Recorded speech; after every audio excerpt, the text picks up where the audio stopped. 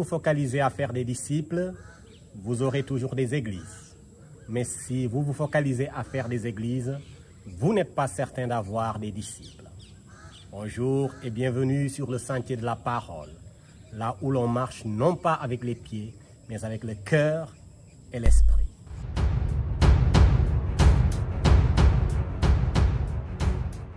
Pour son numéro inaugural sur le sentier de la parole s'attaque à une question fondamentale.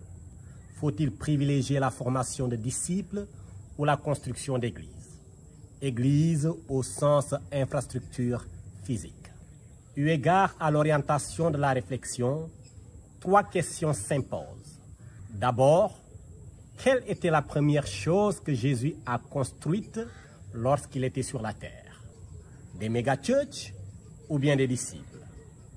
Ensuite, qu'est-ce que Dieu attend de nos dénominations? Qu'elles s'inscrivent dans une lutte effrénée de construction de lieux de culte ou de façonner des âmes qui soient à l'image du Seigneur Jésus-Christ. Et enfin, si demain, une catastrophe naturelle emportait tous nos beaux lieux de culte, serons-nous encore une église vivante ou juste des souvenirs bien décorés quelque part dans un coin de notre mémoire collective? Bien-aimés, le décor étant campé, lacez vos chaussures intérieures pour notre première respiration biblique sur le sentier de la parole.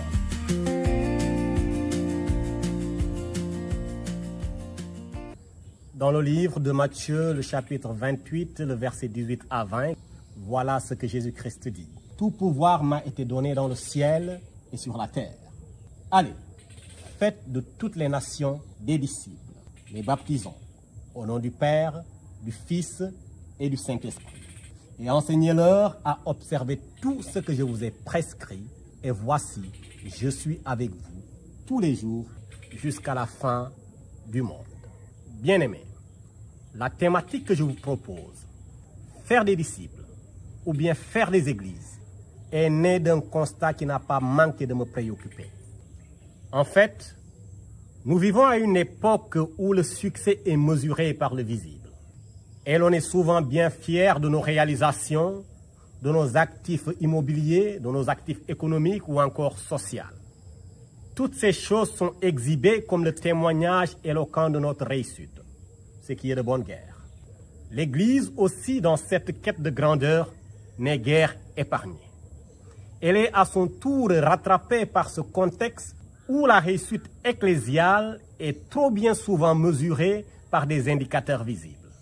Par exemple, la taille des édifices cultuels, l'esthétique des bâtiments, la logistique, la valeur immobilière, et j'en passe.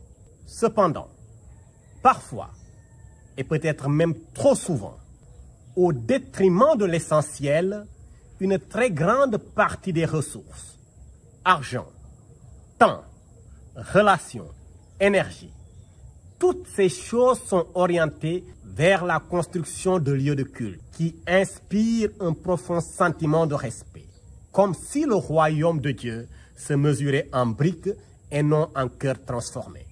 Chers internautes, quand Jésus-Christ avait fait honneur à la terre en la visitant, il n'y avait pas construit des temples, mais il avait plutôt investi dans des vies et des âmes.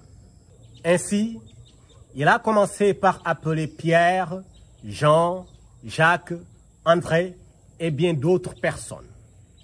Il les a formés, il les a aimés, il les a instruits, il les a corrigés. Bref, il a bâti et construit des disciples capables de penser comme lui, capables de parler comme lui et capables d'agir comme lui. Et ces hommes sont devenus des pierres vivantes, utilisées par le Saint-Esprit pour construire des communautés spirituelles obéissantes.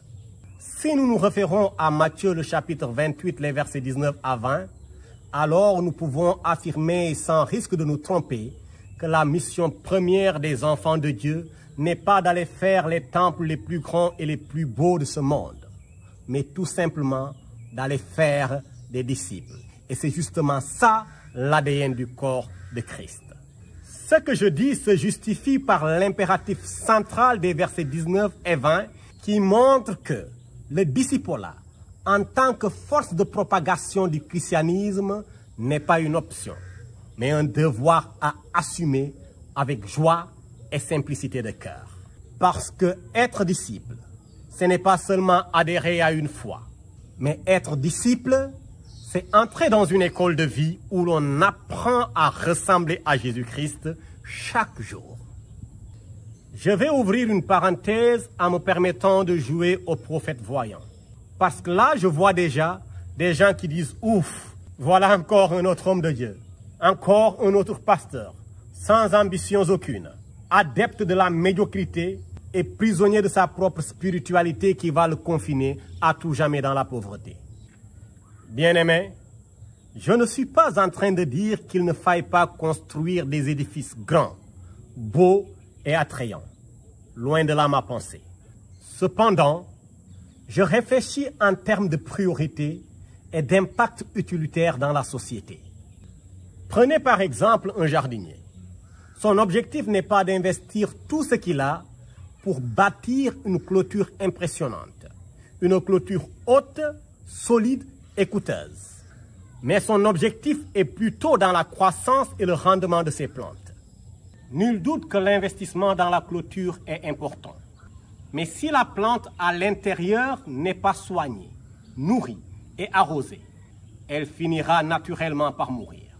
La clôture sera impressionnante aux yeux des visiteurs, mais vide de vie à l'intérieur. C'est l'image d'une église qui investit dans les infrastructures, mais qui néglige la formation spirituelle de ses membres. Pour qu'une plante grandisse, le jardinier a besoin d'arroser régulièrement. Aussi, pour qu'un chrétien grandisse spirituellement, ses responsables ont besoin d'arroser constamment sa vie avec la parole de Dieu. De la même manière que le jardinier taille les branches de ses plantes pour favoriser leur floraison, c'est ainsi que la discipline et la correction doivent être imposées dans l'Église pour l'épanouissement de tous. Le jardinier soigne le sol pour offrir à la plante un environnement sain. Aussi, il est de la responsabilité des leaders de créer un espace de communion fraternelle où tous les membres pourront atteindre un état de plénitude et de profonde connexion avec leur Dieu. À l'instar du jardinier qui protège ses plantes contre les parasites, le leader spirituel se doit d'enseigner ses membres le discernement face aux fausses doctrines. Bien-aimés, sans ces soins, la plante meurt même dans la clôture la plus belle du monde. S'il me faut donc pousser la comparaison jusqu'à son terme, voilà ce que je vais dire tout bonnement. Sans le discipolat, la formation de vie enracinée en Jésus-Christ, le chrétien meurt spirituellement, même s'il fréquente au quotidien la plus belle église du monde. Cela m'amène à parler du danger de se focaliser de manière obsessionnelle sur la construction de lieux de culte grandioses. Parce que pour certains, c'est la preuve de leur réussite. Écoutez, si vous investissez tout ce que vous avez dans des bâtiments et des équipements, ce qui n'est pas mal en soi, mais que cet investissement en infrastructure devienne plus important que la vie du disciple, vous avez perdu la vision du royaume. L'intérêt de former des disciples, c'est de leur permettre, entre autres, de porter la douleur de ceux qui souffrent.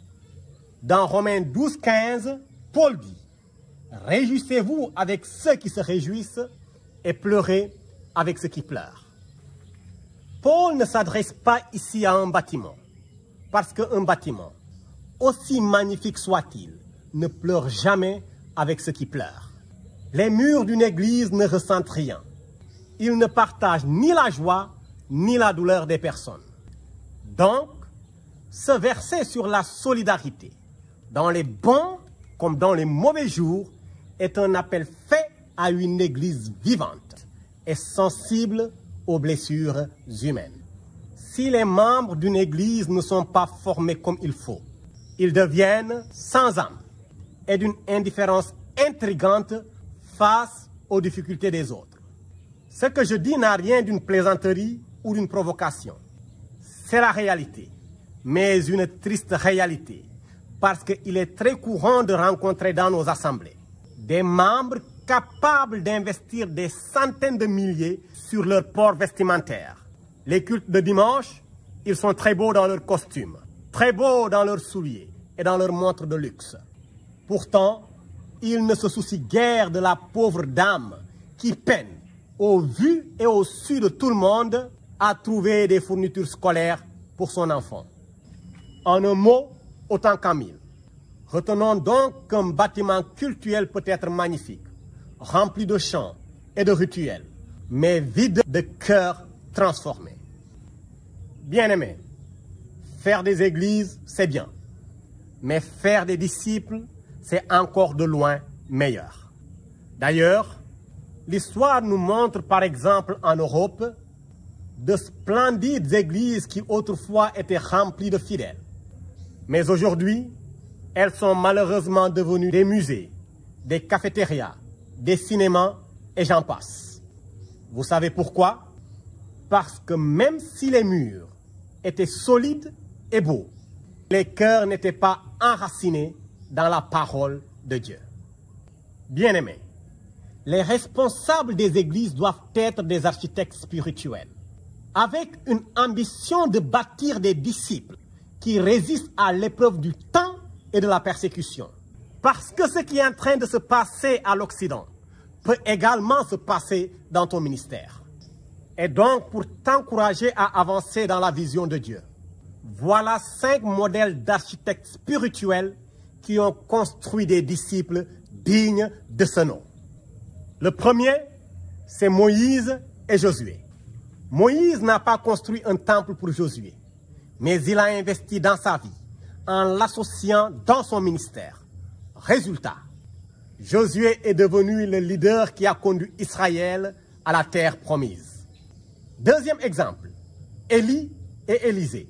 Élie n'a pas bâti un sanctuaire pour Élisée, mais il a bâti sa foi en le formant et en l'accompagnant. Résultat, Élisée a reçu une double portion de l'onction, ce qui va lui permettre d'opérer des miracles de tous ordres et d'avoir une influence nationale et spirituelle. Troisième exemple, Barnabas et Paul. Barnabas a pris Paul sous son aile pendant que personne ne croyait en lui. Il a bâti sa crédibilité et sa confiance. Résultat, Paul est devenu l'un des plus grands missionnaires de la Bible. Quatrième exemple, Paul lui-même et Timothée. Paul appelait ce jeune homme son enfant dans la foi. Il n'a pas bâti de cathédrale pour lui, mais il a bâti sa vie. Et résultat, Timothée est devenu un pilier dans l'Église. Dernier exemple, l'exemple par excellence, Jésus-Christ et les 12 disciples. Comme nous l'avons déjà dit, Jésus-Christ n'a jamais construit d'édifice cultuel, mais il a investi 3 ans à former ses disciples. Et résultat, ces hommes ont porté l'évangile. Ils ont porté la parole de Dieu jusqu'aux extrémités de la terre. Maintenant, j'ai une question pour toi, mon bien-aimé. Et toi, bishop, et toi, apôtre, toi qui dis que tu es un leader spirituel, sur la vie de quel disciple es-tu en train d'investir afin qu'il soit à son tour un impact durable et intemporel dans ce monde? Dieu nous appelle à être des architectes spirituels, comme cela est écrit dans 1 Corinthiens, le chapitre 3, le verset 10. Selon la grâce de Dieu qui m'a été donnée, j'ai posé le fondement comme un sage architecte, nous dit l'apôtre Paul que nous venons de citer tantôt.